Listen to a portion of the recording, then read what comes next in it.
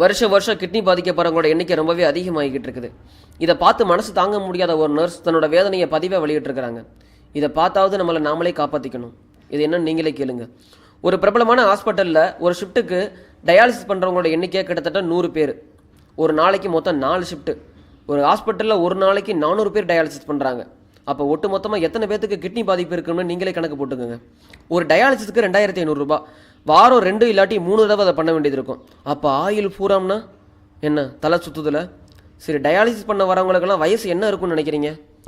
5 வயசு குழந்தையிலேருந்து +2க்கு எக்ஸாம் எழுத போகிற பையன், கை குழந்தையோடு வர்ற தாயின்னு எந்த வயசு வித்தியாசமுமே எல்லாருமே இந்த கிட்னி பாதிப்புக்குள்ளாக இருக்கிறாங்க.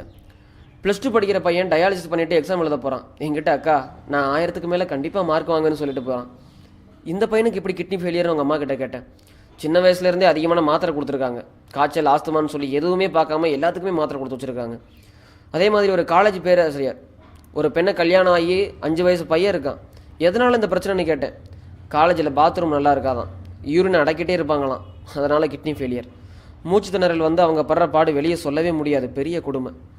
பிரச்சனை வந்துட்டால் தீர்வு இல்லை. சரி, வராமல் தடுக்க சில விஷயத்த சொல்கிறேன். தயவு செஞ்சு இதை எல்லோரும் ஃபாலோ பண்ணுங்கள். எப்பயுமே சிறுநீரையோ மலத்தையோ அடக்கவே அடக்காதீங்க. தாகம் எப்பெல்லாம் எடுக்குதோ அப்போல்லாம் தண்ணி குடிங்க. பசிச்சா மட்டும் சாப்பாடு எடுத்துக்கோங்க. உங்களோட சாப்பாடை உமிழ்நீரோட சேர்த்து நல்லா வாயை மூடி மென்று சாப்பிடுங்க. கடையில் விற்கிற பாக்கெட் அயோடின் உப்பை தயவு செஞ்சு யூஸ் பண்ணவே பண்ணாதீங்க. தெருவில் கடல் உப்பு கொண்டு வருவாங்க, அதை யூஸ் பண்ணுங்கள். இல்லாட்டி இந்து உப்பு யூஸ் பண்ணுங்கள். பிஸ்கட்டு, பாக்கெட்டில் அடைச்சது, கூல்ட்ரிங்க்ஸ்னு எதையுமே தயவு செஞ்சு அறவே தவிர்த்துடுங்க.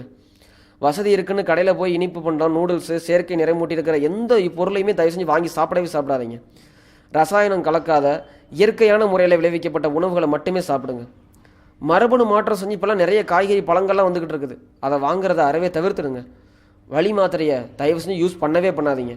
தலைவலி, காய்ச்சல் வந்தால் அதை தாங்கிக்க பழகுங்க. வீட்டு வைத்தியத்தையே பாருங்கள், மாத்திரை எடுக்காதீங்க. ஓடி போய் உடல் கழிவுகளை சரியான முறையில் வெளியேற்றுங்க. டென்ஷன் இல்லாமல் சரிவிகித உணவு எடுக்கிறது மூலமாக நிறைய நோயை உங்களால் தவிர்க்க முடியும். தயவு செஞ்சு இதை உங்கள் பக்கத்து வீடு, உங்களுடைய நண்பர்கள், உங்கள் வீட்டிலன்னு சொல்லி எல்லாருக்கிட்டையும் ஷேர் பண்ணி இது மாதிரி வாழ ஆரம்பிச்சிங்கன்னா எந்த நோயுமே வராமல் தவிர்க்க முடியும். Please follow it. Thank you for வாட்சிங்.